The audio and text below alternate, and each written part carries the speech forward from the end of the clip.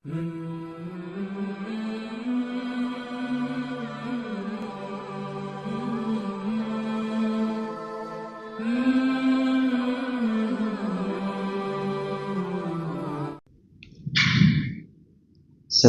warahmatullahi wabarakatuh.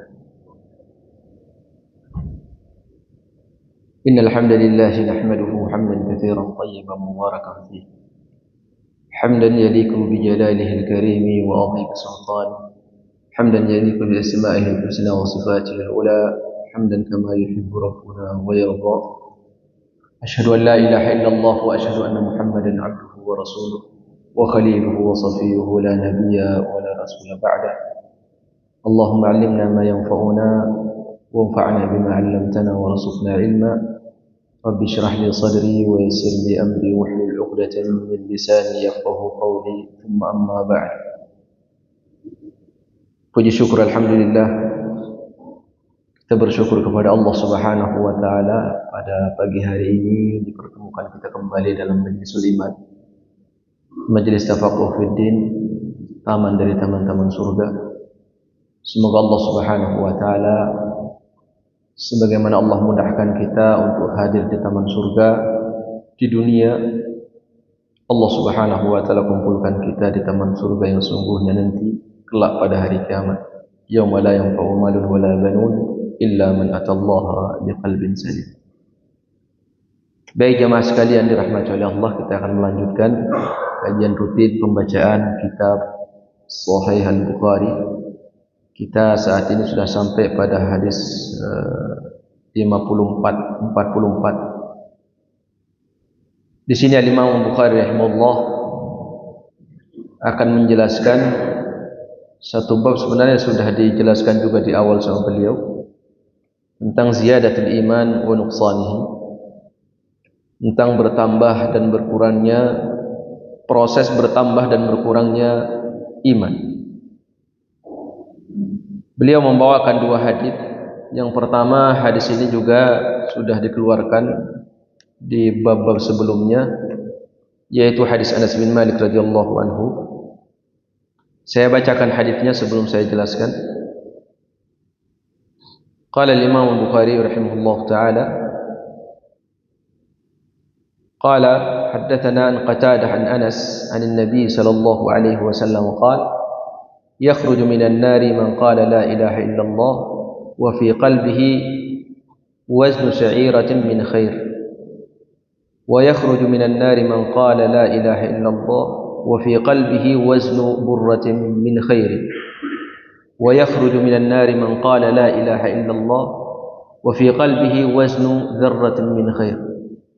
قال أبو أيوب قال أبو عبد الله قال أبان حدثنا قتادة حدثنا أنس عن النبي صلى الله عليه وسلم مكان إيمان مكان من خير.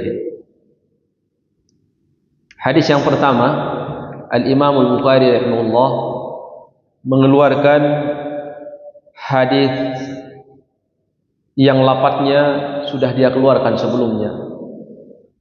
Cuman sebelumnya beliau mengeluarkan dari hadis Abu Sa'id Al-Khudri radhiyallahu anhu. Sekarang dia keluarkan dari hadis Anas bin Malik radhiyallahu anhu. Nabi sallallahu alaihi wasallam mengabarkan di dalam hadis ini, yakhruju minan nari man qala la ilaha illallah, akan keluar dari neraka orang yang mengucapkan la ilaha illallah. Jadi ada orang yang mengucapkan la ilaha illallah juga masuk neraka. Man kana wa fi qalbihi wasnu sya'iratin min khair. Di orang ini sempat mengucapkan la ilaha illallah, kemudian di dalam hatinya ada keimanan seberat syair. Seberat syair. Syairah itu biji gandum. Kemudian Nabi sallallahu alaihi wasallam melanjutkan, wa yakhruju minan nari man qala la ilaha illallah, dan akan keluar dari neraka orang yang mengucapkan la ilaha illallah wa fi qalbihi waznu burratin min khair, dan di dalam hatinya ada keimanan seberat barrah. Ini biji lebih kecil dari sebelumnya. Kemudian Rasulullah mengatakan wa yakhruju minan nari man qala la ilaha illallah wa fi qalbihi waznu dzarrah min khair. Dan akan keluar dari neraka orang yang mengucapkan la ilaha illallah dan di dalam hatinya ada keimanan seberat dzarrah. Ini benda yang paling kecil. Dari hadis ini Al-Imam Al-Bukhari rahimahullah taala akan menyampaikan satu poin terkait dengan masalah al-iman. Poin apa itu? Bahwa dalam masalah at-tasdiq atau seseorang beriman, percaya dengan berita atau dengan Allah Subhanahu wa taala, antara satu orang dengan orang yang lain itu berbeda. Sekalipun namanya sama. Dia percaya, si fulan percaya. Tapi kepercayaan atau tasdik, keyakinan yang ada di dalam hati itu beda-beda. Dan itu hanya Allah yang tahu. Allah Subhanahu wa taala yang mengetahui ukurannya. Dan ini hari kiamat juga menjadi penentu seseorang siapa yang akan keluar dari neraka. Jadi ketika seorang mengucapkan la ilaha illallah, qaulu la ilaha illallah sama lafaz dikeluarkan dari lisan. Kemudian nanti yang akan menentukan siapa yang duluan keluar dari neraka itu adalah at-tasdiq. Iman yang ada, iman terhadap kalimat la ilaha illallah itu yang ada di dalam hati. Dan ini Nabi menggambarkan orang yang paling rendah. Jadi ada yang paling rendah dzarrah, di atasnya, di bawah dzarrah itu tidak ada lagi. Karena dzarrah itu adalah sebuah kata atau kalimat yang digunakan untuk menamakan benda yang terkecil. Benda yang terkecil, dzarrah. Masih ada iman, ada kepercayaan, keyakinan terhadap la ilaha illallah itu. Sekalipun beratnya seberat dzarrah, maka dia akan keluar dari neraka. Nah, inilah modal kita. Modal yang utama mau mengucapkan kalimat la ilaha illallah.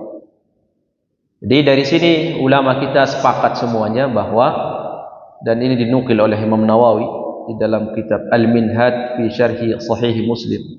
Beliau mengatakan sepakat seluruh kaum muslimin bahwa orang yang tidak mengucapkan la ilaha illallah sekalipun yakin, dia yakin dengan kebenaran Islam tapi tidak mau mengucapkan la ilaha illallah, kekal di dalam neraka. Karena Nabi mensyaratkan dia sempat mengucapkan la ilaha illallah. Alhamdulillah kita sudah mengucapkannya sebelum wafat. Kemudian syarat yang kedua itu adalah ada pembenaran. Dia yakin dengan kebenaran la ilaha illallah itu. Berarti apa? Berarti di dunia ini ada orang yang mengucapkan la ilaha illallah, dia tidak yakin. Banyak. Dan itu orang munafik. Orang munafik itu tidak yakin dengan kalimat la ilaha illallah. Bahkan ditegaskan oleh Allah di dalam Al-Quran. Orang munafik kalau mengucapkan la ilaha illallah sama seperti kita, seperti orang beriman. Tapi Allah tahu innahum lakadzibun. Mereka dusta. Mereka mengucapkan la ilaha illallah tidak percaya. Siapa yang mengabarkan? Allah Subhanahu wa taala. Kita tidak tahu siapa orang munafik. Karena kenifakan itu masalah amalan hati. Tapi Allah di zaman Nabi Muhammad itu mengabarkan tentang adanya orang munafik. Maka dari situ kita berlindung kepada Allah Subhanahu wa taala. Jadi syaratnya mengucapkan la ilaha illallah, kemudian yakin dengan kalimat tersebut. Keyakinan kita dengan kalimat tersebut, kalimat yang kita ucapkan itu beda-beda. Sampai keyakinan itu ada tingkatannya. Keyakinan antara orang satu dengan yang lainnya itu tidak sama. Maka dari hadis ini dikabarkan ada dua poin. Ada sebagian orang mau mengucapkan la ilaha illallah tapi dia tidak yakin. Ini tidak akan masuk surga juga, kekal di dalam neraka. Yang kedua, ada orang yang dia yakin dengan kebenaran Islam tapi tidak mau mengucapkan la ilaha illallah, tidak mau mengucapkan syahadat.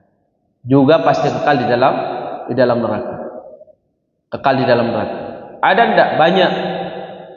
Banyak saat ini orang, nanti akan dikabarkan oleh Imam Bukhari di hadis yang kedua dalam bab ini, bahwa banyak Bahkan ahli kitab itu yakin dengan ajaran yang dibawa oleh Muhammad sallallahu alaihi wasallam, oleh Nabi, itu kebenarannya mereka tidak ragu.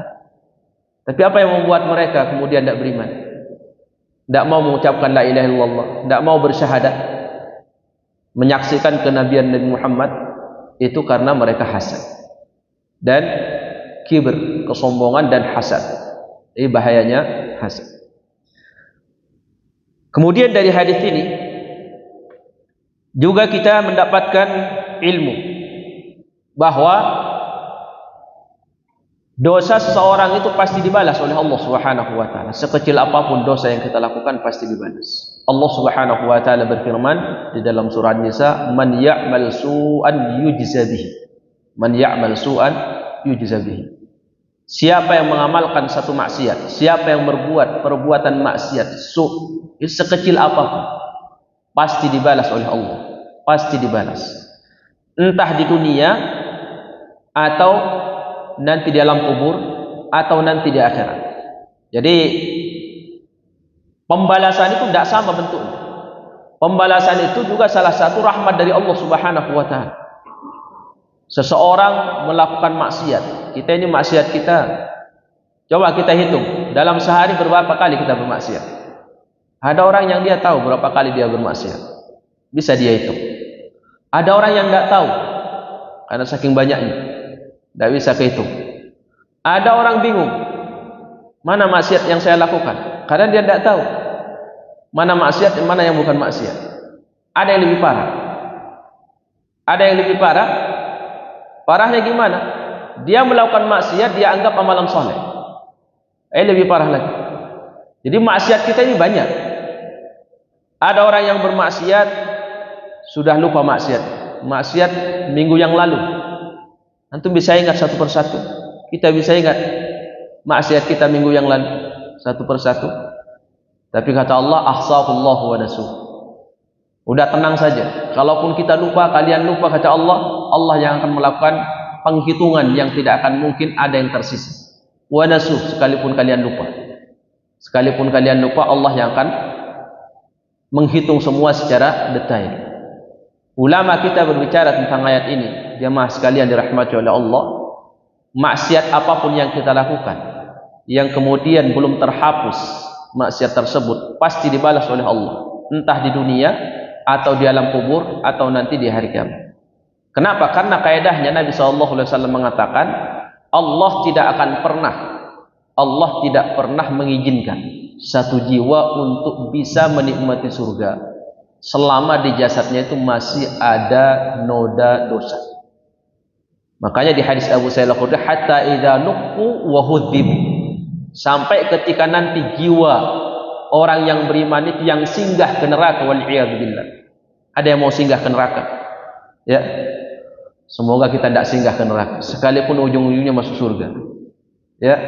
Jadi jangan sampai kita ada yang beranggapan kan ujung-ujungnya juga masuk surga. Iya. Ujung itu kalaupun sekalipun ujung, kata ulama itu takhir.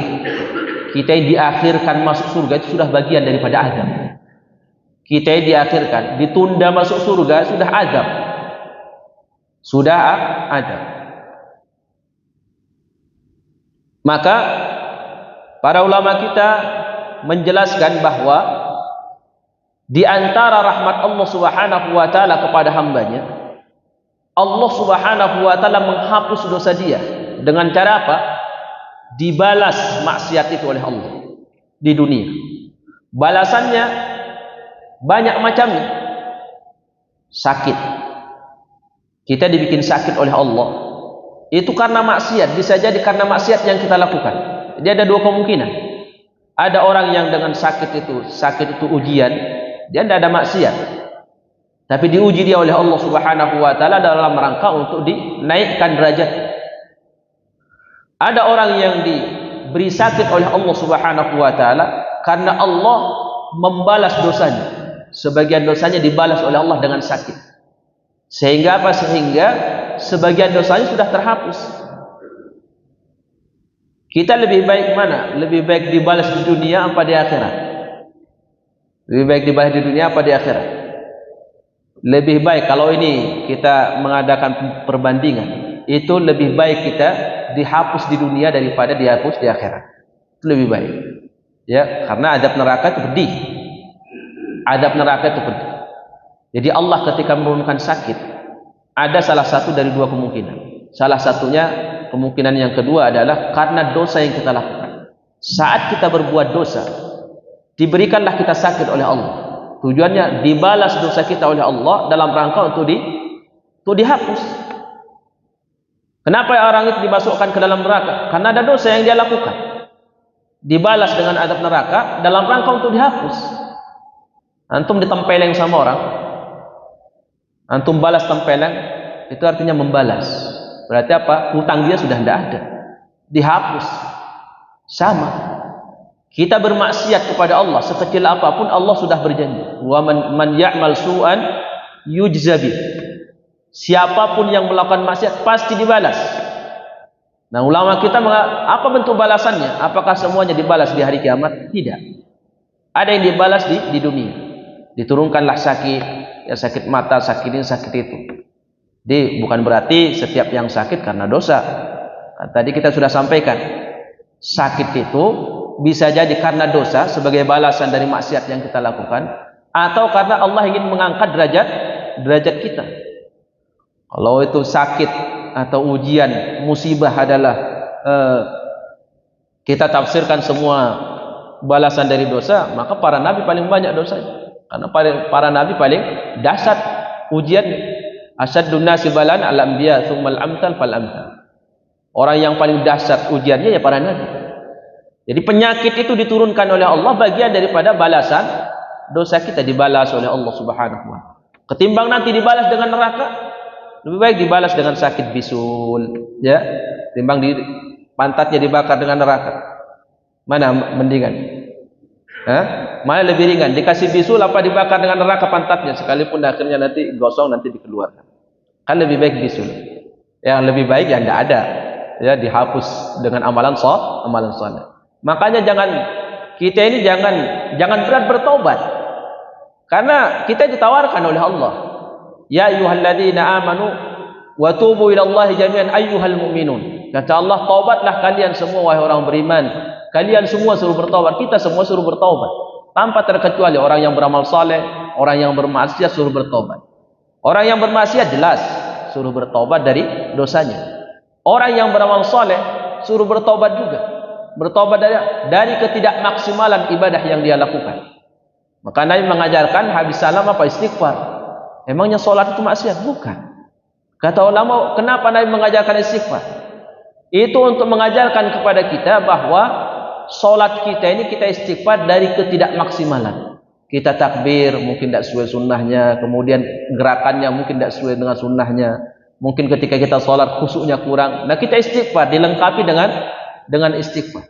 Kita ini dikasih tawaran oleh Allah, suruh taubat, hapus dosa kalian sendiri. Hapus sendiri dosa kalian. Kalau enggak ya saya hapus, kata Allah. Man ya'mal su'an yujza bih. Itu janji dari Allah. Maksiat sekecil apapun yang kita lakukan pasti dibalas oleh Allah. Kalau Allah yang membalas, baik entah sakit atau nanti di dalam kubur atau nanti hari kiamat, itu pasti dibalas. Nah, kalau kita tidak mau dibalas sama Allah, ya kita hapus sendiri. Karena kalau Allah yang membalas, nanti diturunkan penyakit oleh Allah Subhanahu wa taala, musibah. Seluruh musibah yang menimpa kita kemungkinan besar itu adalah karena dosa yang kita lakukan. Nah, nanti kalau ternyata kita sudah wafat masih banyak dosa kita, ditunggu lagi oleh Allah Subhanahu wa taala azab yang agak lebih dahsyat lagi, yaitu azab di dalam kubur, di alam barzakh. Makanya di antara akidah Ahlussunnah wal Jamaah, mereka mengatakan bahwa azab kubur itu hak. Azab kubur itu ada. Dari mana kita tahu adanya azab kubur? Dari wahyu. Sampai Aisyah, dia itu tidak tahu kalau azab kubur itu ada. Aisyah itu tidak tahu kalau azab kubur ada. Karena memang azab kubur itu alam perkara yang gaib. Tidak ada yang tahu kecuali lewat wahyu. Maka dulu ada seorang ibu-ibu Yahudi masuk ke rumah Aisyah, kemudian dia meminta sesuatu, dikasih oleh Aisyah, kemudian dia mendoakan Aisyah. dengan mengatakan a'adzakillahu min adzabil qabr. Semoga Allah menyelamatkan kamu dari azab kubur. Akhirnya Aisyah heran, dia ada azab kubur. Begitu Nabi datang, begitu Rasulullah datang masuk rumah, diceritakanlah oleh Aisyah radhiyallahu anha tentang kisah perempuan Yahudi. Akhirnya kata Aisyah radhiyallahu anha, dan Nabi sallallahu alaihi wasallam selalu berlindung dari azab kubur. Jadi Nabi mengabarkan kepada Aisyah bahwa azab kubur itu ada. Ini dalil bagi kita bahwa perkara yang gaib itu tidak mungkin kita ketahui kecuali lewat wahyu. Di dalam kubur dosa ini dihapus oleh Allah dengan diazab seseorang, diazab. Supaya apa? Supaya dosa-dosanya itu sebagian sudah terhapus. Sampai kalau sudah tiba hari kebangkitan kok masih ada dosanya, nanti dihapus dengan neraka jahanam. Wal iyadzu billah. Man ya'mal su'an yujza bih. Dan orang yang terakhir keluar nanti orang ini, man qala la ilaha illallah wa fi qalbihi waznu dzarratin min khair. Orang yang terakhir kali keluar yaitu orang yang mengucapkan la ilaha illallah di dunia, kemudian yakin dengan la ilaha illallah itu, keyakinannya dengan la ilaha illallah itu Allah menilainya seberat dzarrah, ringan tipis, tapi masih diakui oleh Allah Subhanahu wa taala, masih ada keyakinan. Kita yang hadir di sini tidak sama. Keyakinan dengan la ilaha illallah, keyakinan bahwa Allah Maha Pemberi rezeki itu beda-beda keyakinan. Ada orang tawakalnya tinggi, ada yang setengah, ada yang di bawah, ada yang kecil. Ya, ada yang kecil. Maka dari sini Al-Imam Al-Bukhari rahimahullah taala ingin menyimpulkan bahwa amalan hati seorang tafawut. Ada tingkatan-tingkatannya, mulai dari tawakal, keimanan, ketakutan, khasyah, inabah kepada Allah Subhanahu wa taala, beda-beda tingkatan. Dan semuanya itu amalan.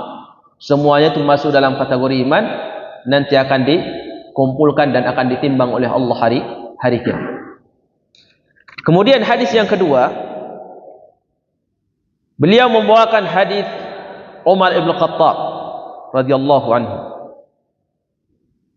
Kata Umar radhiyallahu anhu, anna rajulan minal yahudi qala lahu. Dulu ada seorang Yahudi datang menemui Umar. Ini terjadi pada kekhilafahan Umar bin Khattab radhiyallahu anhu. Kemudian orang ini mengatakan, ya Amirul Mukminin, wahai Amirul Mukminin, ayatun fi kitabikum taqra'unaha. Ada satu ayat di dalam kitab kalian, yaitu Al-Quran. Taqra'unaha, kalian baca, kalian hafal. Kata mereka, lau alaina ma'syaral yahud nazalat, andaikan kami orang-orang Yahudi diberikan satu ayat itu, lattaqadna dzalika al-yawma idan, akan kami jadikan hari turunnya ayat itu sebagai hari raya. Ini orang Yahudi, ya. Jadi dari sini tahu ya, kita bisa menyimpulkan bahwa orang Yahudi itu banyak agamanya itu sudah merujuk kepada hawa nafsu. Jadi bukan perintah sama larangan Allah lagi yang dijadikan sandaran, tapi hawa nafsu. Kembali kepada diri mereka. Lattaqadna dzalikal yawma ida. Kalau kami orang Yahudi dikasih ayat itu, akan kami jadikan hari turunnya ayat itu sebagai hari raya.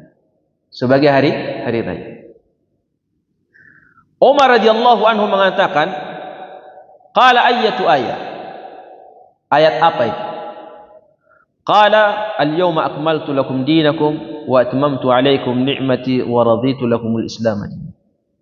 Hari ini telah aku sempurnakan untuk kalian agama kalian, dan aku sempurnakan kepada kalian nikmatku.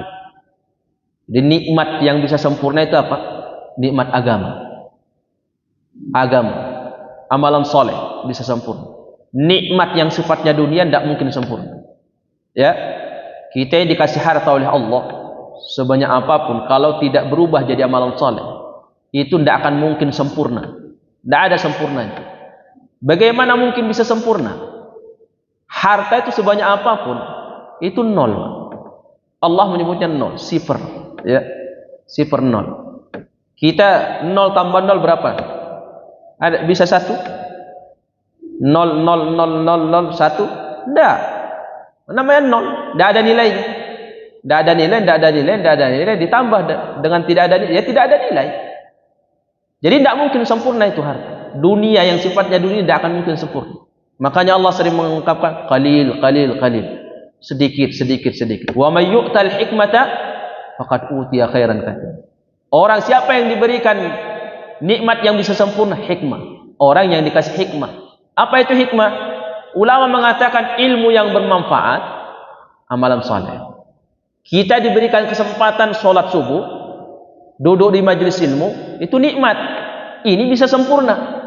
Nanti tambah lagi dengan amalan saleh yang lain. Tapi kalau kita dikasih harta, itu tidak akan mungkin sempurna. Maka Allah tidak pernah menyebutkan kesempurnaan untuk harta di dalam Al-Quran. Kapan Allah menyebutkan kesempurnaan? Saat nikmat itu berupa amalan soleh atau agama. Al-yawma akmaltu lakum dinakum wa atmamtu alaikum ni'mati. Dan aku sempurnakan kepada kalian agama, nikmat agama. Wa raditu lakumul islam madina. Dan aku ridha untuk kalian Islam sebagai agama. Qala Umar, qad arafna dzalika al-yawm. Kata Umar, kami tahu hari itu. Hari apa ayat itu diturunkan? Wal makan alladhi nazalat fihi 'ala an-nabi. Dan kami tahu tempat di mana turunnya ayat itu. Wa huwa qa'imun bi Arafah yaum Jum'ah. Yaitu ketika posisi Nabi lagi wukuf di Arafah hari Jumat. Ini ayat ini diturunkan oleh Allah Subhanahu wa taala posisi Nabi pada haji wada hari Jumat, kemudian ketika lagi berada di wukuf di Arafah, al-hajju Arafah. Inti daripada manasik haji itu adalah wukuf. Di situ Nabi SAW mendapatkan ayat ini diturunkan oleh Allah Subhanahu wa ta'ala. Apakah ini ayat yang paling terakhir? Ulama mengatakan kenapa ayat ini disebutkan ayat yang terakhir diturunkan oleh Allah, dan Allah Subhanahu wa ta'ala sebutkan dengan turunnya ayat ini sempurna agama kita alhamdulillah sudah sempurna. Kemudian disempurnakan nikmatnya oleh Allah kepada kita. Apakah tidak ada ayat yang turun setelah itu? Ada banyak ayat. Bahkan ulama hampir sepakat ayat yang terakhir kali turun dari riwayat Ibnu Abi Hatim, wattaqu yawman turja'una fihi ila Allah thumma tuwaffa kullu nafsin ma kasabat wa hum la yuzlamun. Takutlah kalian dengan satu hari di mana setiap jiwa akan dibalas dan tidak akan mungkin dizalimi. Tidak akan mungkin, kata Allah, itu dikurangi balasannya. Ini ayat di dalam surah Al-Baqarah. Ibnu Abi Hatim mengatakan ayat ini terakhir secara mutlak turun kepada Nabi SAW. Itu 8 hari 9 malam sebelum Nabi wafat, ini ayat turun. Adapun al-yawma akmaltu lakum dinakum wa atmamtu alaikum ni'mati wa raditu lakumul islam madina, ini turun kata Ibnu Jarir At-Tabari sama ahli tafsir yang lain, itu 81 hari sebelum Nabi wafat. 81 hari sebelum Nabi wafat diturunkan ayat ini oleh Allah Subhanahu wa ta'ala. Setelah itu masih banyak ayat, ada berapa ayat yang turun. Yang terakhir, wattaqu yawman turja'una fihi ila Allah. Pertanyaannya adalah, kenapa ini disebutkan, kenapa dengan turunnya ayat ini disempurnakan oleh Allah Subhanahu wa ta'ala agama Nabi Muhammad, sementara masih ada ayat yang belum turun? Ulama kita menjelaskan bahwa ketika turunnya ayat ini, halal sama haram tidak ada lagi yang diturunkan oleh Allah. Inti daripada syariat ini, inti-intinya atau halal sama haram tidak ada lagi diturunkan. Ini ayat terakhir. Setelah ini tidak ada lagi ayat yang turun terkait dengan masalah halal atau haram. Yang ada tentang hari kiamat. Takutlah kalian dengan hari kiamat. Itu tidak ada hukum di situ. Hari kiamat sudah disebutkan oleh Allah di banyak ayat sebelumnya. Jadi sekedar pengingat bahwa umat-umat sebelum kita itu banyak tidak mau menerima Nabi mereka. Kenapa? Sulit mereka meyakini adanya hari kebangkitan. Sulit. Kita yakin tidak adanya hari kebangkitan? Yakin. Gampang bagi kita karena beriman. Tapi Allah mengisahkan dalam Al-Quran, diabadikan ternyata umat-umat sebelum kita, bahkan di umat Muhammad juga, itu Allah abadikan banyak orang yang sulit untuk menerima adanya hari kebangkitan. Aidza mitna wa kunna turaban. Apakah kalau kami sudah meninggal dunia, sudah jadi tanah, tulang, kemudian hancur, akan dibangkitkan kembali khalqan jadida, kembali seperti makhluk yang baru? Kata mereka, hada syai'un ajib. Ini sesuatu yang menakjubkan, mengherankan. Allah abadikan. Ini yang membuat mereka banyak tidak beriman kepada Nabi mereka.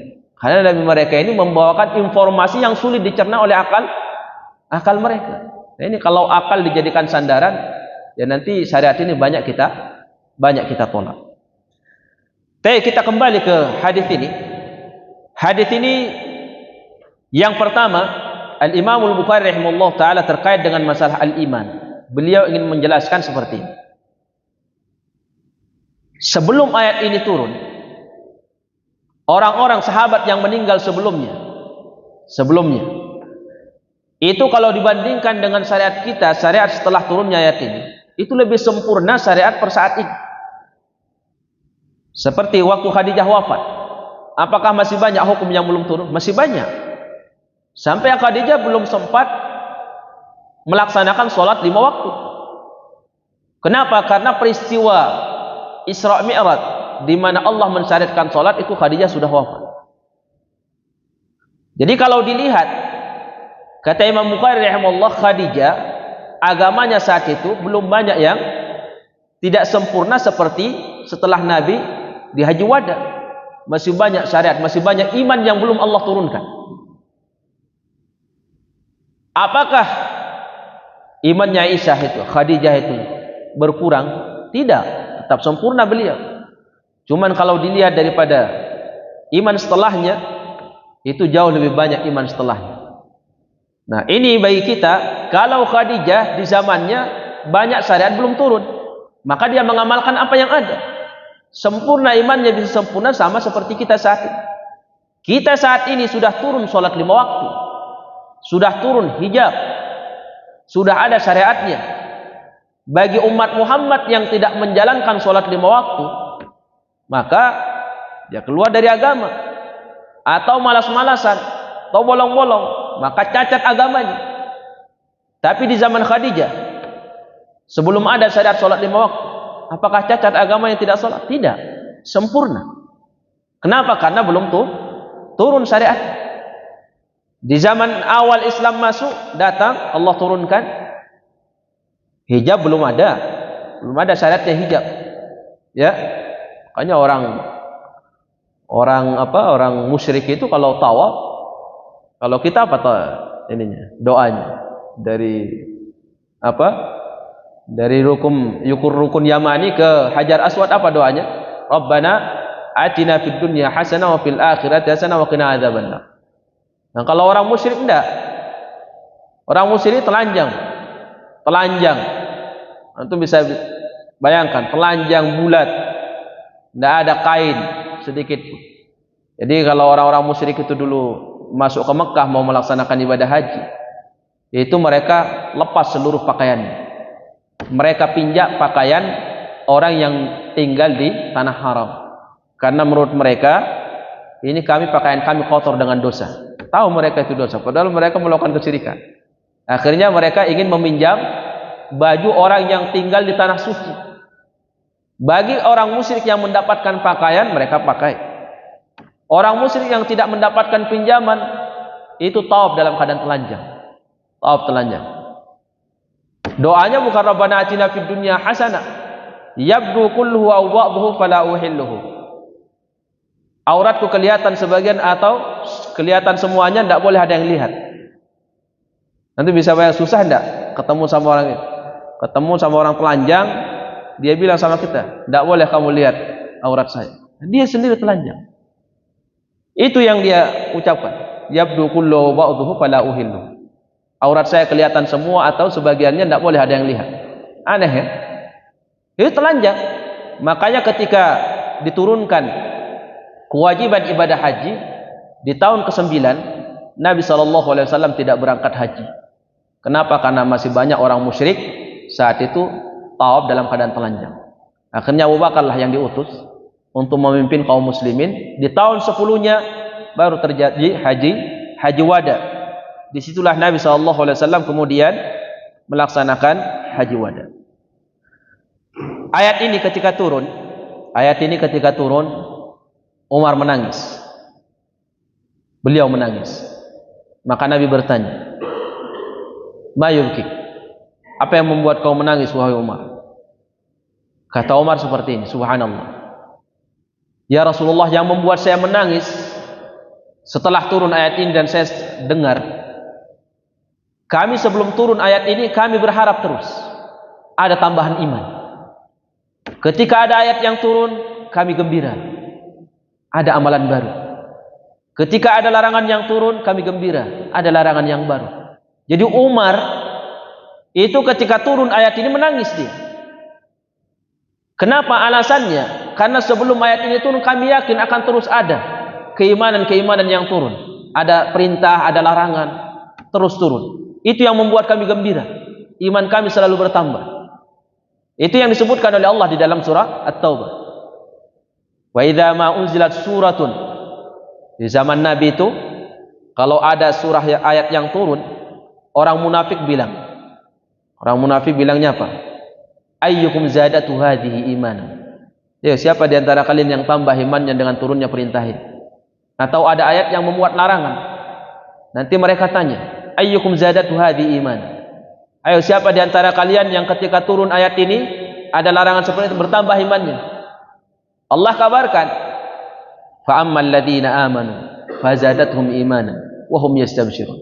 Adapun orang beriman, ketika setiap kali ada ayat yang turun di dalamnya ada perintah, maka orang beriman bergembira.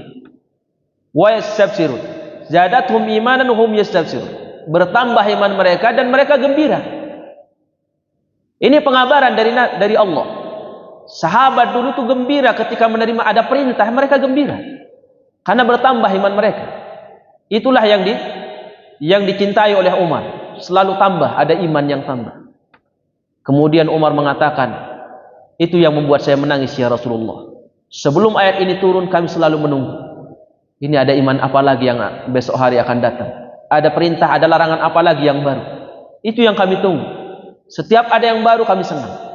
Sahabat senang menerima perintah sama larangan. Beda sama kita ini, beban. Ya. Mungkin bahasa lisan kita akan mengatakan, bahasa jasad kita, bahasa tubuh kita akan mengatakan, kenapa sih harus sholat 5 waktu di masjid? Cuman kita tidak berani ngomong. Ya, ada orang seperti itu bilang. Buktinya apa? Malas-malasan datang ke masjid. Karena andaikan dikasih pilihan bahwa sholat 5 waktu itu wajibnya di masjid, bahkan lebih wajibnya di rumah, bahkan lebih afdal di rumah, mungkin tidak ada yang datang ke masjid. Senang. Apalagi kalau sampai dihapus. Ya, tidak ada syariat itu. Mungkin kita senang. Allah mengabarkan, au badil. Ada orang yang mengatakan ini, tolong ganti syariat itu. Itu sebagian kita saat ini ada seperti itu. Ya, kepingin andaikan tidak diharamkan riba. Kenapa sih riba harus diharamkan? Kan saling keuntungan. Kenapa sih babi harus diharamkan? Kenapa sih kita tidak boleh toleransi untuk menyembah berhala juga? Mungkin mereka menyembah Tuhan kita menyembah. Kenapa itu harus diharamkan semua? Berat bagi kita. Kalau para sahabat tidak. Allah mengabarkan wahum yastabshirun. Mereka itu gembira. Itu yang dirasakan oleh Umar. Menangis beliau. Ketika turun ayat, al-yawma akmaltu lakum dinakum.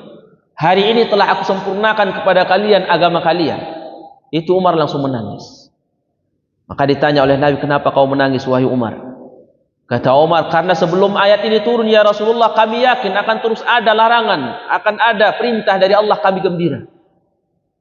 Gembira menyambut perintah sama larangan Allah. Itu Nabi para sahabat. Tapi setelah turun ayat ini, berarti saya yakin bahwa syariat ini sudah sampai pada puncaknya. Sudah sampai pada puncak. Dan saya yakin, kata beliau, setiap kali sesuatu yang sudah sampai kepada puncaknya, maka sesi yang keduanya adalah tinggal penurunan. Kami yakin akan turun. Maka apa yang dikatakan oleh Umar dibenarkan oleh Nabi. Sadaqta ya Umar. Benar wahai Umar. Syariat ini sudah sempurna. Kalian dari awal masuk Islam terus naik ke atas. Karena baru ada yang baru. Begitu ada syariat baru, naik para sahabat berlomba-lomba mengamalkan. Coba bayangkan itu. ketika turun ayat. Ini kita lihat respon para sahabat ya. Respon para sahabat ya sekedar pelajaran bagi kita, sekalipun kita tidak sama seperti mereka, minimal kita tahu bahwa ada di sana generasi-generasi yang jauh lebih taat kepada Allah daripada generasi saat ini. Ketika turun ayat di dalam Al-Quran, lan tanalul birra hatta tunfiqu mimma tuhibbun, kalian tidak akan sampai kepada puncak albir, kata Allah, sampai kalian menyedekahkan harta yang paling kalian cintai. Didengar oleh Abu Talhah. Dia esok harinya Abu Talhah langsung datang, langsung mengatakan kepada Nabi, ya Rasulullah, saya dengar ada ayat yang turun bahwa kalian tidak akan sampai kepada tingkat albir sampai kalian benar-benar menyedekahkan harta yang paling kalian cintai. Maka Abu Talhah mengatakan, saya ingin mengamalkan ayat ini ya Rasulullah. Kebun kurma yang paling saya senangi, yang paling banyak menghasilkan buah waktu panen, itu adalah Bayruha. Itu pas di depan Masjid Nabawi dulu. Ya, Nabi sering masuk ke situ dan minum air di dalam sumur. Ya, di sumur. Ini semua saya sedekahkan untuk Allah dan Rasulnya. Fadha haitsu syi'ta. Silahkan ya Rasulullah, kamu mau apa ini kebun? Ini yang paling saya cintai. Itu sahabat. Subhanallah. Ini orang kaya, gambaran orang kaya di zaman sahabat. Tidak mau terlambat begitu dengar ayat. Kenapa? Karena itu tadi yastabsirun. Mereka itu ada perintah, senang, gembira.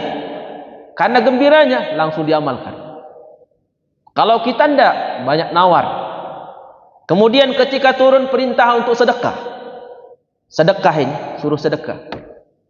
Ibnu Umar mengatakan, kami ketika mendengar ada ayat untuk banyak sedekah, maka kami orang-orang miskin tidak mau kalah sama orang kaya. Ini orang miskinnya di zaman Nabi, ya. Beda. Orang kayanya ada, orang miskinnya juga ada. Gimana responnya ketika ada perintah? Dan perintah yang terkait dengan kondisinya masalahnya. Kata Ibnu Umar, kami orang miskin ini yang tidak punya harta, tidak mau kalah sama orang kaya. Berlomba-lomba kami ke pasar untuk nguli, cari kerjaan. Kerjaannya tujuannya hanya untuk sedekah. Kerja hanya untuk sedekah. Ya, kalau kita kan sedekah nunggu yang sisa. Kalau tidak ada yang sisa, tidak ada sedekah. Ini kerja hanya untuk sedekah. Akhirnya ada orang yang dapat 1 karung kurma, langsung disedekahkan semua. Ada yang dapat itu 1 hari nguli, cuma dapat dua mut, 2 gayung. Ya, 2 gayung yang kita buat ciduk air itu. Itu kurma langsung disedekahkan. Jadi seharian itu kami nguli semua. Begitu kami mendengar ada perintah untuk sedekah. Bayangkan, kaya sama si miskinnya lomba-lomba untuk sedekah. Bukan si miskinnya lempar si kayanya, si kaya lempar si miskinnya. Ayo kamu aja. Ayo kamu. Ayo maju. Sama, sop pertama juga sama. Ya, semuanya wa yu'thiruna ala anfusihim. Mereka itu mendahulukan orang lain. Walau ya'lamuna min fis-saffil awwal. Andaikan mereka tahu betapa besarnya pahala di sop pertama, thumma lam yajidu illa iyastahamu alaihi lastahamu alaihi, kemudian mereka tidak bisa mendapatkan kecuali harus berundi, maka mereka tidak mau menyerahkan kepada orang lain. Ini yang sering itar-itar, tidak mau di sop pertama. Ini karena ilmu kita tidak nyampe. Jadi ini respon Umar bin Khattab radhiyallahu anhu ketika ayat ini turun. Ya, beliau sudah memprediksi bahwa ketika Islam ini sudah sampai kepada puncaknya, tinggal dia akan menurun. Benar. Di zaman sahabat naik terus, sudah sampai puncaknya diturunkan ayat oleh Allah. Al-yauma akmaltu lakum dinakum wa atmamtu alaikum ni'mati wa raditu lakumul Islam madina. Kemudian kata Umar, tinggal akan turun dia. Begitu Rasulullah SAW menerima ayat ini, para sahabat masih itu berada pada kimmah, pada puncaknya. Begitu Nabi wafat, datang generasi tabi'in, sudah mulai nurun itu, Masuklah Imam Az-Zuhri ke rumah Anas bin Malik. Ini setelah Nabi wafat, dia dapatkan Anas bin Malik menangis. Anas ini sahabat, Imam Az-Zuhri tabi'in, tidak ketemu Nabi, tidak pernah melihat Nabi. Kata Imam Az-Zuhri ulama hadis di Madinah. Dia heran kenapa Anas bin Malik menangis. Kata beliau, ma yubkika ya Abu Hamzah, wahai Abu Hamzah, kunyah daripada Anas bin Malik, apa yang membuat kau menangis? Kata beliau, ma ra'aitu, saya tidak lagi melihat apa yang ada di zaman Nabi diamalkan persis seperti Nabi masih hidup. Semuanya sudah disia-siakan. Artinya apa? Anas bin Malik itu menangis karena dia melihat umatnya saat itu setelah Nabi wafat sudah banyak yang dirubah. Maksudnya sudah banyak amalan-amalan tidak persis lagi seperti di zaman Nabi. Akhirnya ditimpalin sama Imam Mansur. Lah ini sholat masih aktif, sholat 5 waktu di Madinah, di Masjid Nabawi. Masih banyak orang datang. Sama seperti zaman Nabi. Iya. Kamu tidak lihat itu saf-saf kalian seperti apa? Tidak seperti itu kami dulu sholat di zaman Nabi, kata Anas. Kami itu, kata Anas bin Malik, kalau sholat di zaman Nabi, ketika Nabi mengatakan sawu sufufakum, ya, luruskan saf kalian, itu sebagian kami menempelkan bahunya ke bahu teman. Itu kata Anas bin Malik. Itu yang membuat dia menangis. Dia tidak melihat itu lagi di zaman setelah Nabi wafat. Padahal Imam Az-Zuhri menilai belum ada perubahan. Ini masih banyak sahabat yang sholat ke masjid, apa kaum muslimin. Iya, kata Anas bin Malik, bukan itu yang saya inginkan. Sok membuat Anas bin Malik menangis. Kami kalau Nabi sudah mengatakan sawu sufufakum, luruskan saf kalian, sebagian kami tempelkan langsung bahunya ke bahu teman. Kemudian baru setelah itu kaki ke kaki teman, rapat. Jadi yang ditempelin dulu, sunnahnya sebenarnya bukan kaki, bahu. Karena bahu harus nempel. Bahu itu sunnah bukan wajib. Ya, oh sunnah, alhamdulillah sunnah. Ya, sunnah saja. Itu ditempelin. Itu ke bahu temannya. Mangkib bil mangkib. Baru setelah itu kaki. Itu yang benar. Dan itu yang benar kata Imam Bukhari rahimahullah ta'ala. Nanti akan ada babnya di kitab shalah. Jadi bukan kaki duluan. Kenapa? Karena yang sudah dirapatkan itu bukan sekedar kaki, tapi kaki ini sama bahu. Jadi bawah nempel, atas juga nempel. Kalau bawah kita tempelin dulu, apalagi lebarnya, badannya segini lebarnya, ya, postur tubuhnya. Sementara kakinya segini, gimana mau nempel ke atas? Makanya banyak orang kakinya nempel, atasnya gini. Nah, gini. Mau ditempelin gimana coba? Maka Anas bin Malik bilang, ini dulu ditempelin. Ini kalau sudah rapat, kaki bisa ngatur. Bisa mengkondisikan sesuai kondisi kalau kaki. Tapi kalau kaki sudah rapat, ini tidak bisa melebar. Gimana mau lebar? Tidak bisa. Jadi yang ditempelin itu ini. Antum kalau sholat di Timur Tengah, itu kalau ada di depan ini ada celah. Ini ada celah di Timur Tengah itu. Biasa di kampus itu kalau kita melihat, itu di sop pertama ada orang masbuk. Misalkan 5 sop itu, dia datang paling belakang. Dia lihat dulu sop pertama itu. Masih ada agak renggang gitu, masih bisa. Dia perkirakan bisa enggak saya geser? Masih bisa, dia geser itu Pak gini. Masuk dia. Ini lebar masuk dia. Sampai orang takbirnya gini. Gini. Kita enggak, masih ada bisa 5 orang di sini, 2 orang. Gini. Badan gini, lebar. Kakinya segini. Rapat enggak? Rapat. Tapi ngambil tempat itu. Enggak, bukan seperti itu. Itu yang membuat Anas bin Malik menangis. Ini sop kalian enggak karu-karuan. Enggak seperti ini kami sholat, kata Anas. Nangis beliau. Itu baru sop. Gimana kalau dia lihat kita saat ini? Mungkin baru masuk masjid sudah pingsan Anas bin Malik. Alhamdulillah tidak ketemu di zaman kita ya, Anas bin Malik radhiyallahu anhu. Masya Allah. Itulah kata Umar. Itu yang dikhawatirkan oleh Umar. Itu yang membuat dia menangis. Saya yakin ya Rasulullah, segala sesuatu yang sudah sampai kepada puncak tinggal turun. Benar kata Nabi. Dah habis waktu. Kata Rasulullah sallallahu alaihi wasallam di hadis Hudzaifah, al-Islam yadrusul Islam kama yadrusul wasyu tsaw. Islam itu akan luntur seperti corak baju yang baru. Kita pakai baju yang baru, itu masih baru, masih kencang itu warnanya. Nanti lama-kelamaan luntur. Kama yadrus wasyu tsaw. Nanti salat tidak ada, zakat tidak ada, kemudian puasa tidak ada. Nanti pada puncaknya juga, jadi ada puncak naiknya, ada puncak turunnya. Puncak turunnya itu kata Nabi di hadis Hudzaifah, diriwayatkan oleh Ibnu Majah. Itu nanti tidak ada lagi yang sholat. Salat tidak ada, zakat tidak ada lagi yang melaksanakan ibadah haji, tidak ada lagi. Wala yusrayanna bi kitabillahi fi lailatin wahid. Sehingga ketika saat itu sudah tidak ada lagi yang salat, tidak ada lagi yang puasa, maka tidak ada lagi manfaatnya, tidak ada hikmahnya Al-Quran ada di dunia. Maka saat itulah Al-Quran diangkat oleh Allah. Dan Nabi SAW mengabarkan Al-Quran itu akan diangkat oleh Allah pada satu malam. Hatta la yabqa ayatun. Sampai nanti ketika orang bangun dari tidurnya di saat itu. Ini puncak turunnya agama Islam ini. Itu ketika orang bangun, itu dia tidak mendapatkan lagi ayat Quran di mushaf. Mungkin ada mushafnya dia taruh di lemari, dibuka tidak ada lagi. Satu huruf pun sudah tidak ada. Satu huruf sudah tidak ada. Sampai orang yang hafal Quran dicabut oleh Allah dari dada mereka.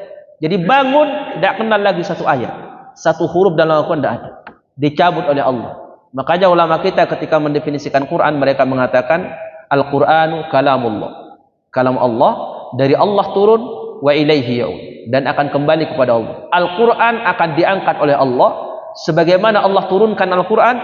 Allah juga akan angkat pada waktu yang tepat. Ketika tidak ada lagi yang mengamalkan, tidak ada lagi yang sholat, tidak ada lagi yang puasa, maka Al-Quran diangkat oleh Allah. Kenapa? Al-Quran diturunkan untuk diamalkan. Ketika umatnya tidak lagi mengamalkan, diangkatlah oleh Allah.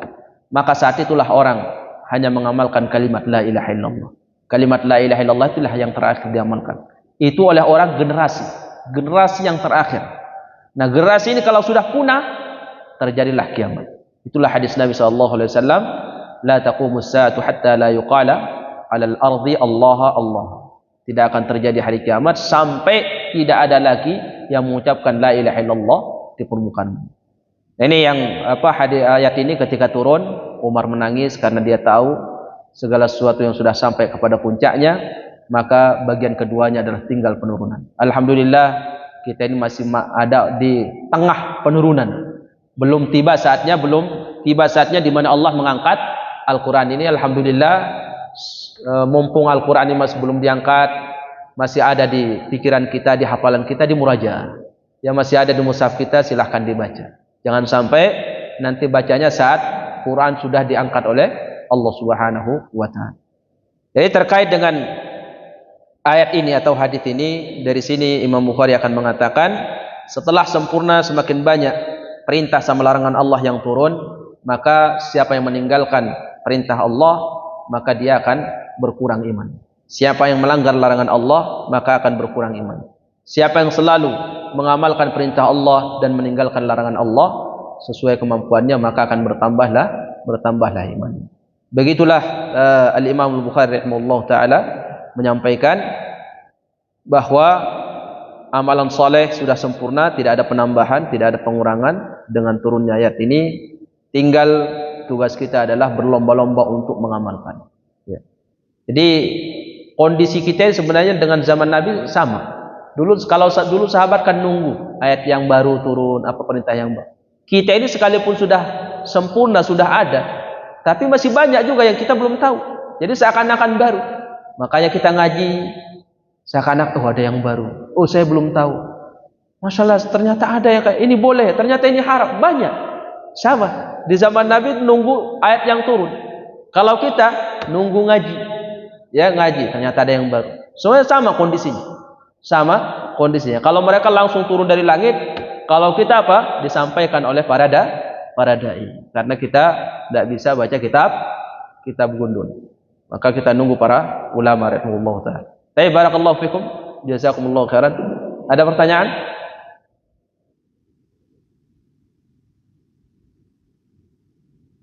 Ya kalau enggak pertanyaan, kalau enggak nanya ya ditanya. Cuma dua itu.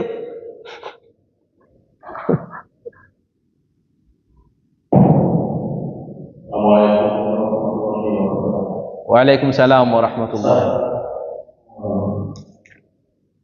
Bagaimana kita meninggalkan keimanan kita pada Allah Subhanahu wa Ta'ala. Kemudian yang kedua, apa yang dimaksud dengan tingkat keimanan yang paling terlalu Allahumma amin wa fika barakallah. Cara meningkatkan keimanan jalannya cuma satu. Jalannya cuma satu. Kita mengamalkan perintah Allah, menjauhi larangan Allah. Makanya sering khatib mengatakan, mari kita bertakwa kepada Allah dengan cara meningkatkan menjalankan perintah Allah dan menjauhi larangan Allah sesuai kemampuan kita. Melaksanakan perintah, menjauhi larangan. Itu kata kuncinya. Nah, pertanyaan selanjutnya, berarti apa tugas kita? Harus cari tahu mana yang diperintahkan Allah, mana yang dilarang oleh Allah. Kalau dicari tahu berarti apa? Nyarinya tidak sembarangan. Nyarinya di wahyu, Quran, hadis Nabi. Quran dan hadis Nabi di mana dia? Ya di majelis ilmu. Berarti kita harus hadir ke majelis ilmu. Jadi kalau kita ini hadir di majelis ilmu, itu kita beramal bukan sekedar ini, pahala kita luar biasa Pak, banyaknya Pak. Ya. Ini jangan dikira kita sekedar dapat pahala duduk di majelis ilmu. Kita ini dapat pahala duduk di majelis ilmu, nahan ngantuk dapat pahala. Ternyata begitu kita dengar hadis, ada orang yang paling terakhir keluar dari neraka, kemudian dikabarkan oleh Nabi orang yang paling ringan seperti dzarrah imannya. Itu setelah kita tahu, itu kita beramal. Gimana cara mengamalkannya? Dengan membenarkan. Kita membenarkan, ternyata ada. Subhanallah. Begitu kita membenarkan, ditambah iman kita. Ada pahala kita. Banyak. Hadir di majelis ini banyak sekali pahala yang kita dapatkan. Luar biasa. Taruhlah kalau misalkan dalam satu majelis kita mendapatkan ilmu ada 10. Berarti 10 amalan. Kita beramal. Beramal itu tidak harus gerap, Anda harus bukan sekedar sholat itu amalan. Kita duduk, ada ilmu baru, kita yakin, kita beramal, dapat pahala. Nanti ditambah lagi ada ilmu yang baru, kita yakini, kita langsung dapat pahala. Itu secara otomatis dapat pahala langsung. Ya, sekedar duduk-duduk. Tapi kalau kita duduk-duduk di rumah berjam-jam, tidak ada pahalanya. Ya, ada pahalanya kalau ngaji. Maksudnya kalau bengong itu ngelamun. Barakallahu fikum. Kemudian yang kedua, tadi pertanyaannya bagaimana mengetahui tingkatan itu? Itu hanya Allah yang tahu. Kita pun tidak tahu. Para ulama itu seperti apa? Tidak bisa menjelaskan karena masalah amalan hati. Kita bisa menjelaskan karena penjelasan dari Nabi. Kalau Nabi tidak mengabarkan, kita tidak akan tahu. Makanya ulama mengatakan, sekedar mengatakan ada orang yang terakhir keluar dari neraka, itu orang yang paling rendah tingkatan keimanannya di dalam hatinya. Ya, kepercayaannya kepada la ilaha illallah itu sampai sekedar seperti dzarrah, benda yang paling ringan. Tidak ada yang lebih ringan daripada itu. Seperti itulah keimanannya. Siapa yang tahu itu? Hanya Allah. Allah mengabarkan kondisi orang yang terakhir keluar dari neraka hari kiamat. Seperti apanya? Ya Allahu a'lam. Itu kembali kepada ilmu Allah Subhanahu wa taala. Semoga kita di atas itu, Pak. Semoga kita jangan ada yang mau itu. Itu yang terakhir keluar dari neraka, Pak. Paling lama orang beriman paling lama dalam neraka orang itu. Ya. Nah, ada yang lain? Allahu a'lam. Cukup ya? Lagi pertanyaannya Pak tadi kan untuk meningkatkan keimanan kita juga melaksanakan perintahnya dan menjaga masalah mungkin ini kita tahu perintah itu apa, tahu apa itu larangannya. Nah, contohnya misalnya tahu bahwa Rasul aja mengerjakan sholat tahajud itu setiap dia nggak pernah mengerjakan. Tapi kita tahu bahwa itu harus mengamalkan seperti Rasul, tapi itu benar-benar gitu. Tapi bagaimana supaya kita melaksanakan saatnya itu seperti itu? Ya. Sampai saat ini tidak ada sahabat yang bisa menyamai Nabi SAW dalam qiyamul lail. Hudzaifah itu pernah ingin mencoba untuk ikut sholat malam. Jadi datanglah dia ke rumah Nabi, dia dapatkan Nabi lagi sholat, langsung ikut sholat. Akhirnya apa? Fahamam tu bi amrin su. Kata Hudzaifah, di tengah sholat saya ada niat buruk. Kata orang yang mendengar, niat apa yang buruk dia terlintas di benak kamu? Saya ingin tinggalkan Nabi, tidak jadi ikut sholat. Coba bayangkan, saya ikut sholat, dia baca surah Al-Baqarah. Saya kira mau selesai pertengahan, lanjut juz kedua. Nanti setelah itu saya kira di akhir Al-Baqarah selesai. Lanjut surah Nisa. Surah apa? Surah Al-Imran. Mungkin di pertengahan, ternyata lanjut ke juz setelahnya sampai ke An-Nisa. Itu sudah katanya kaki saya sudah tidak tahu seperti apa bentuknya. Ya. Jadi kalau kita ini sholat, Pak. Bapak pernah sholat lama berdiri? Pernah? Belum. Nah, coba dicoba sekali. Lama berdiri, baca yang panjang. Itu lama kelamaan Pak, itu nanti di sini kesemutan. Kesemutan nanti naik dia ke atas. Ini ngeras, nanti naik ke atas punggung, nanti ke sini ke saraf-saraf ini. Ini kayak kesemutan semuanya. Kayak gitu kurang lebih. Nah, itu awal proses, tapi lama kelamaan enjoy. Kalau sudah lama, jadi proses itu yang berat. Banyak orang tidak sanggup. Makanya cepat ruku dia sebelum kesemutan ke atas. Nah, kemudian banyak orang juga yang sholatnya itu lama berdiri, cuman rukunya cepat. Ini juga tidak sesuai sunnah Nabi. Karena Nabi itu di antara sujudnya sama rukunya itu diimbangi dengan surah yang dia baca. Kalau surahnya lama bacanya, panjang, maka rukunya lama. Saya itu pernah ikut sholat ke seorang ahli hadis di Sudan. Itu waktu itikaf. Itu dia sholatnya 2 jam setengah, sholat 11 rakaat, mulainya jam 1 biasanya. Itu rukunya itu luar biasa. Saya aja baru merasakan sekali itu juga sholat. Itu sakitnya minta ampun Pak, dari sini ke sini. Sakit luar biasa. Itu mungkin bisa 10 menit atau 15 menit ruku. Sujud itu banyak teman yang tidur. Ini sakit minta ampun. Nah itu makanya kalau kita mendengar Nabi SAW dikisahkan oleh Aisyah, Nabi itu sampai bengkak kakinya. Kemudian tidak ada yang sanggup mengikuti. Dan kita kok ada orang kakinya bengkak. Saya berpuluh-puluhan kali sholat tarawih tidak pernah bengkak. Ya karena kita cepat, tidak akan bengkak-bengkak. Coba dicoba lama, coba dicoba mungkin bisa 15 menit atau 20 menit berdiri, Pak. 20 menit berdiri, ya 20 menit. Baca aja surah yang dihafal, diulang-ulang. Misalkan nanti cuma hafal Qul ya ayyuhal kafirun, diulang-ulang aja sampai 20 menit, tidak ada masalah, dibolehkan. Nabi pernah mengulang-ulang satu ayat sampai mendekati subuh. Itu boleh seorang mengulang-ulang. Jadi tidak ada alasan saya tidak bisa karena hafalan saya sedikit. Enggak, itu bukan alasan. Karena boleh kita mengulang-ulang ayat. Kalau mau berlama-lama, lama-lama ruku silahkan dirasakan. Itu yang dirasakan oleh Nabi SAW. Nah, cuman jangan langsung. Kalau bapak langsung seperti itu nanti tidak bertahap, nanti keesokan harinya bapak tidak sholat qiyamul lail. Itu pasti. Karena bapak sudah membuat bapak itu jiwanya tidak senang dengan qiyamul lail. Makanya Nabi kemarin di bab sebelumnya memberikan cara. Caranya dengan bertahap. Ya, 1 rakaat dulu minimal. Kalau sudah 1 rakaat ini sampai seminggu kok ternyata enak ya, tambah dikit. Tambah jadi 3 rakaat. 3 rakaat dulu, jangan langsungnya 5 rakaat, besoknya 7 rakaat, jangan. Udah 3 rakaat itu dulu sampai mungkin 1 minggu, 2 minggu kok terasa asik, nikmat, tambah 5 rakaat. Seperti itu. Jangan sekarang 1 rakaat, besok 3 rakaat, besoknya ini rakaat 1 minggu sudah 11 rakaat. Tidak seperti itu Pak. Itu kita suruh nambah ke saat kita sudah menikmati qiyamul lail. Sudah menikmati, merasa kok nyaman, terlalu pendek, tambah 3 rakaat. Seperti itu caranya. Nanti kalau sudah seperti itu, bapak akan sanggup berdiri berjam-jam. Karena sudah menikmati. Seperti itu. Insya Allah. Ya. Jadi tidak ada yang berat Pak. Tidak ada yang berat. Cuman proses. Butuh proses. Prosesnya itu yang berat. Nah. Allahu a'lam bishawab. Saya ada yang lain? Makanya sudah nunggu. Masya Allah. Antum dikasih siraman rohani sama jasmani.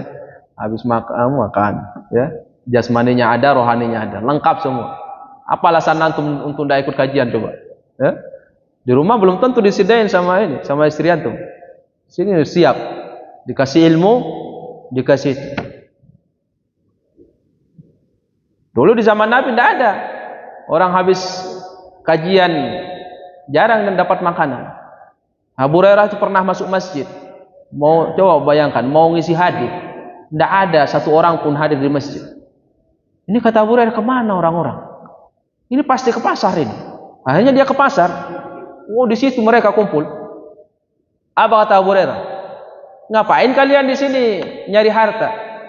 Itu di Masjid Nabawi dibagi-bagi warisan Nabi. Kalian tidak tahu? Masa? Iya. Ayo berlomba-lomba ke sana, nanti kalian dapat bagian. Berlomba-lomba dikirain emas dibagi. Akhirnya datang ke masjid. Loh, mana yang dibagi-bagi? Datanglah Abu Hurairah. Kalian bertanya apa yang dibagi? Emangnya kalian kira Nabi meninggalkan warisan emas? Nabi itu meninggalkan warisan ilmu. Sekarang kalian duduk, saya bagi warisan Nabi. Duduk. Diakalin sama Abu Hurairah. Mungkin orang, kata Ibnu Hajar, mengumpulin orang itu cuma dua caranya. Dan itu disebutkan oleh Nabi. Satu, buat makanan, orang pada datang. Bahkan yang tidak diundang pun datang. Yang kedua, buat hiburan. Cuma dua itu, buat hiburan. Itu orang pasti datang, sekalipun tidak diundang, banyak yang datang. Kalau hiburan. Hiburan sama makanan, itu dua cara mengundang orang, kata Ibnu Hajar. Buat makanan yang banyak, gratis, kemudian buat hiburan. Selainnya mau kajian sehebat apapun, sebagus apapun, sedikit yang datang. Karena ilmu. Barakallahu fikum. Afwan kelamaan. Kita tutup dengan doa kafaratul majlis. Subhanakallahumma wa bihamdika asyhadu an la ilaha illa anta astaghfiruka wa atubu ilaik. Assalamualaikum warahmatullahi wabarakatuh.